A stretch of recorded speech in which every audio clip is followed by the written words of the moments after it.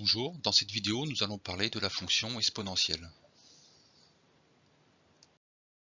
En introduction, on se donne deux fonctions, la fonction g qui à x associe le nombre 2 puissance x et la fonction s qui à x associe le nombre 10 puissance x, et on suppose que g et s sont dérivables. Si on calcule la dérivée de g en x0, elle est égale à la limite du taux d'accroissement de g en x0. On remarque aussi qu'on peut factoriser par 2 puissance x0, ce qui nous donne 2 puissance x0 fois la limite du taux d'accroissement de g en 0. Et ça c'est égal à g de x0 fois la dérivée de g en 0, puisque 2 puissance x0 ce n'est rien que la fonction g de x0. Ainsi on a g' de x0 qui est égal à peu près à 0,7 fois g de x0. On fait la même chose avec la fonction s et on trouve qu'elle est égale à peu près à 2,33 de s de x0. Et donc la question qu'on peut se poser, c'est existe-t-il une fonction f telle que f' de x0 soit égale à f de x0, c'est-à-dire que la dérivée de f en 0 soit égale à 1.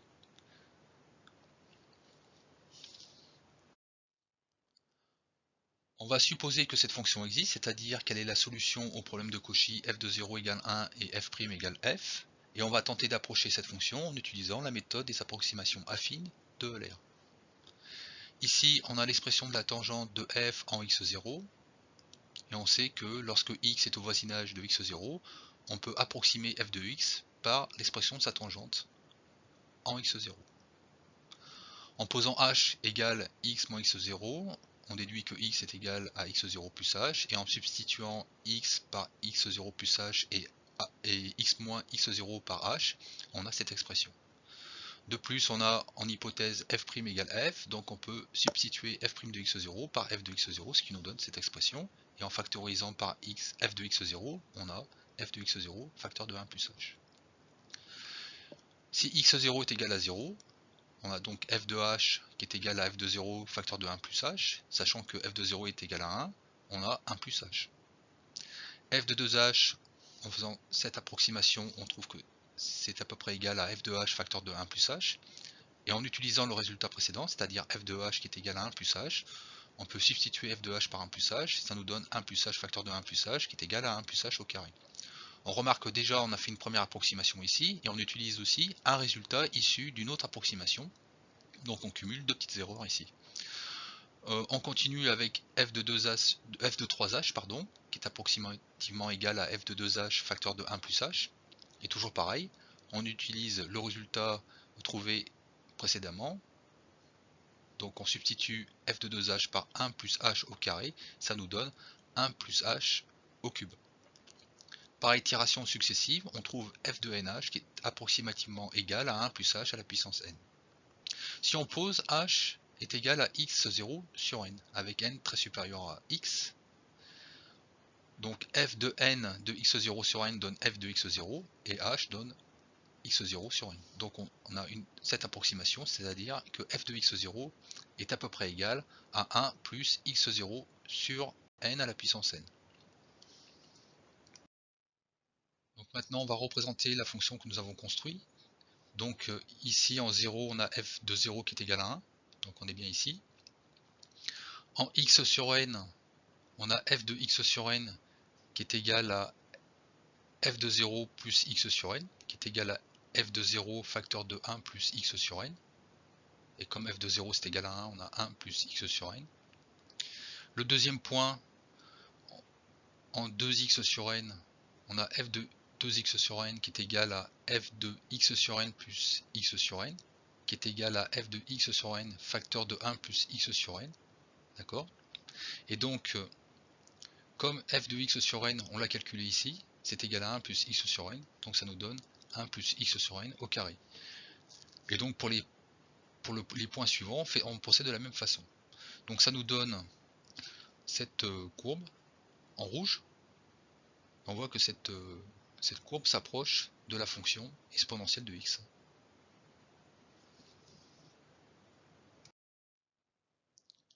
Donc à partir de ces résultats, comment montrer qu'il existe une fonction f dérivable telle que f de 0 soit égal à 1 et f' est égal à f d'une manière rigoureuse.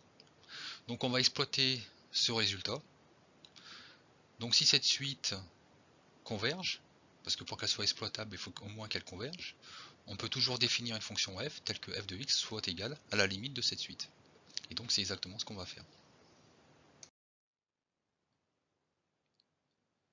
Donc voici le théorème. Il existe une unique fonction f de R dans R dérivable vérifiant le problème de Cauchy f' égale f et f de 0 est égal à 1. Et cette fonction est définie ainsi, c'est-à-dire à x, elle associe le nombre f de x qui est égal à la limite de 1 plus x sur n à la puissance n. Pour démontrer ce théorème, on va montrer dans un premier temps que la suite un converge. Ainsi, on pourra définir notre fonction f. En deux, on va montrer que f' est égal à f et que f de 0 est égal à 1. Et ensuite, on montrera l'unicité. Donc ici, on va montrer que la suite un converge. Donc dans un premier temps, on va montrer qu'elle est croissante. Ensuite, on va montrer qu'elle est majorée. Et donc, par le théorème de limite monotone, on va déduire que cette suite possède une limite, donc elle converge. Donc pour montrer qu'elle est croissante, il suffit de montrer que un plus 1 est supérieur ou égal à un. D'accord? Donc ici, on factorise par 1 plus xn. D'accord? Et ici, on va utiliser l'inégalité de Bernoulli. Et donc c'est pour ça que cette partie-là doit être supérieure à moins 1. D'accord? D'où le n supérieur à valeur absolue de x. D'accord? Donc en utilisant l'inégalité de Bernoulli, le n plus 1 va disparaître. Il va réapparaître ici, il va simplifier avec le n plus 1 ici, donc ça va donner cette expression. Et cette expression, c'est ni plus ni moins que l'inverse de 1 plus x sur n, qui est égal à n sur n plus x. Donc un est croissante. De plus, un de x fois un de moins x, c'est égal à 1 moins x au carré sur n carré. Et donc on sait que ça, c'est toujours inférieur, c'est supérieur, strictement supérieur à 0, mais strictement inférieur à 1. Et donc élevé à la puissance, ça sera toujours inférieur à 1. Donc on sait aussi que un de moins x, enfin que un de x est toujours positif. Et donc un, quel que soit x dans R, et donc un de moins x est toujours positif. Donc on peut diviser, strictement positif, pardon. Et donc on peut diviser cette expression par un de moins x. Donc on a un de x inférieur, strictement inférieur à 1 sur un de moins x. Ainsi la suite est majorée par n'importe quel terme de la suite u1 sur un de moins x.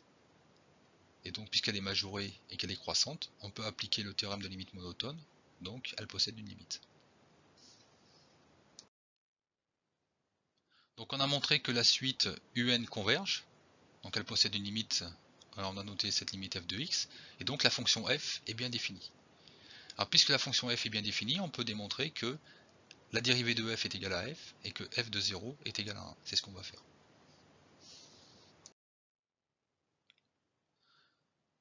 Maintenant que f est bien définie, on va montrer que cette fonction est bien solution au problème de Cauchy. Donc on va montrer dans un premier temps que f de 0 est égal à 1. F de 0 c'est la limite de un de 0. Et un de 0 c'est 1 plus 0 sur n à la puissance n, ce qui est égal à 1 à la puissance n, qui est égal à 1. Pour cette égalité, soit x dans R, h, valeur absolue de h strictement inférieure à 1, et n strictement supérieur à valeur absolue de x plus 1. Je vous dirai pourquoi on a besoin de cette contrainte sur n. un de x plus h, c'est 1 plus x plus h sur n, le tout à la puissance n. On factorise par 1 plus xn. Ça nous donne cette expression. Ici, on applique l'inégalité de Bernoulli. Donc la puissance va disparaître et le n là, ici va se simplifier. D'accord ? Et pour appliquer l'inégalité de Bernoulli, il faut s'assurer que cette quantité est strictement supérieure à moins 1, d'où la contrainte sur n. Ça nous donne cette expression. Donc, ici, on reconnaît que quand on passe à la limite, ça nous donne f de x plus h. Ici, quand on fait tendre n vers l'infini, ça nous donne 1 plus h. Et ici, c'est f de x. Donc on a bien f de x plus h supérieur ou égal à 1 plus h facteur de f de x. Ceci quel que soit x dans R, quel que soit h strictement inférieur à 1. Donc si on remplace h par moins h, on a cette expression. Et ensuite si on remplace x par x plus h, on a cette inégalité. Donc on va exploiter ces deux inégalités. On a f de x plus h strictement supérieur à 1 plus h de f de x. Donc ici, on retrouve cette inégalité ici. Et ici, f de x plus h est inférieur ou égal à f de x sur 1 moins h. Donc ici. On retranche f de x. Donc ça nous donne h de f de x inférieur ou égal à f de x plus h moins f de x. Inférieur ou égal à f de x sur 1 moins h moins f de x. On met ça sous le même dénominateur, ça nous donne h de f de x sur 1 moins h. D'accord. Et après, on divise le tout par h. Et donc ça nous donne cette inégalité si h est strictement supérieur à 0, car on ne change pas le sens des inégalités si h est strictement supérieur à 0. Et si h est inférieur ou égal, est inférieur à 0, pardon, là on change le sens des inégalités. Donc en appliquant le théorème des gendarmes, en passant la limite, en appliquant le théorème des gendarmes, on a démontré que le taux d'accroissement tend vers f de x quand h tend vers 0. Donc on a bien f' qui est égal à f. Donc ici, on vient de démontrer cette partie-là, il nous reste à montrer l'unicité. Donc on va montrer l'unicité. Pour cela, on va supposer une fonction g solution problème de Cauchy et on va montrer que cette fonction g ne peut être que f. On va poser une fonction h telle que h de x est égal à g de x fois f de moins x.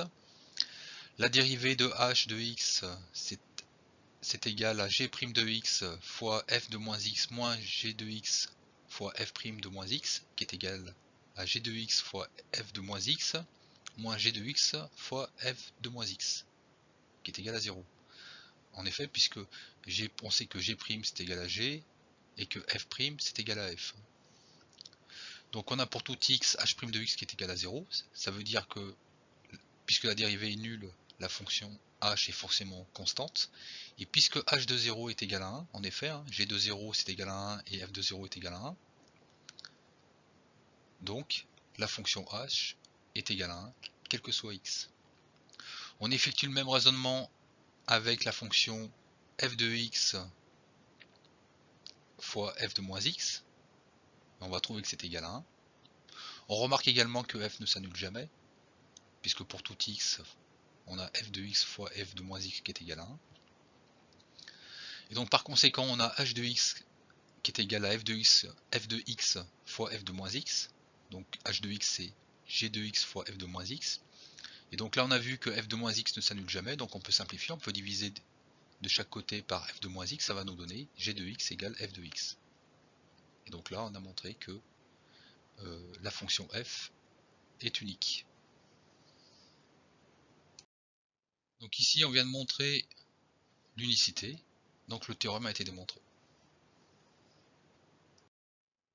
Donc une proposition importante, on a pour tout x, y de R, on a exponentielle de x plus y est égal à exponentielle de x fois exponentielle de y. C'est-à-dire que la fonction exponentielle transforme une somme en un produit.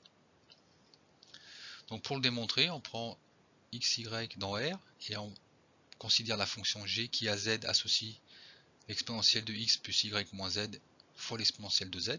D'accord ? Lorsqu'on fait la dérivée, on trouve moins exponentielle de x plus y moins z fois exponentielle de z plus exponentielle de xy moins z fois exponentielle de z, et tout ça c'est égal à 0, d'accord, quel que soit z, et donc g est constante. On sait que g de 0 c'est égal à exponentielle de x plus y, donc on a exponentielle de x plus y moins z fois exponentielle de z qui est égal à exponentielle de xy, et lorsqu'on pose z égale y, on obtient exponentielle de x fois exponentielle de y qui est égale à exponentielle de x plus y. Donc on a démontré cette égalité. Donc nous avons 4 autres propriétés. pour tout x dans R, exponentielle de x est strictement supérieure à 0, la fonction exponentielle est strictement croissante, la fonction exponentielle tend vers plus l'infini quand x tend vers plus l'infini, et elle tend vers 0 lorsque x tend vers moins l'infini. Donc on va montrer la première propriété. Exponentielle de x est égal à exponentielle de x sur 2 plus x sur 2, qui est égal à exponentielle de x sur 2 le tout au carré. On transforme une somme en produit. On sait qu'un carré est supérieur ou égal à 0, toujours. Et puisque exponentielle de x fois exponentielle de moins x est égal à 1 quel que soit x, la fonction exponentielle de x ne s'annule jamais. Et donc, exponentielle de x est strictement supérieure à 0. Pour qu'une fonction soit croissante, il faut que sa dérivée soit strictement positive. Et donc on sait que la dérivée de f, c'est f. Et f est strictement positif. Donc f est strictement croissante. Pour le 3, on étudie la fonction exponentielle de x moins x. On montre que exponentielle de x est strictement supérieure à x. Et donc quand x tend vers l'infini, forcément exponentielle de x tend vers l'infini. Pour l'exponentielle pour la quatrième propriété, c'est-à-dire exponentielle de x qui tend vers 0 quand x tend vers moins l'infini. Donc exponentielle de x fois exponentielle de moins x est égal à 1. Donc on peut déduire que exponentielle de moins x est l'inverse de l'exponentielle de x. Donc on peut écrire exponentielle de x sous cette forme-là, 1 sur exponentielle de x. Étudier la limite en moins l'infini de exponentielle de x, ça revient à étudier exponentielle de moins x en plus l'infini. Donc si on étudie cette fonction en plus l'infini, on déduit tout de suite que ça tend vers 0. D'où le résultat. La fonction f de R dans R+, telle que f de x est égal à exponentielle de x, est une bijection du fait de sa continuité et de sa stricte monotonie. On définira la fonction logarithme notée ln comme la bijection réciproque de la fonction exponentielle. On notera le nombre exponentiel de 1 petit e, qu'on appelle nombre d'Euler ou constante de Neper. Donc le nombre petit e est un irrationnel, il est à peu près égal à 2,72.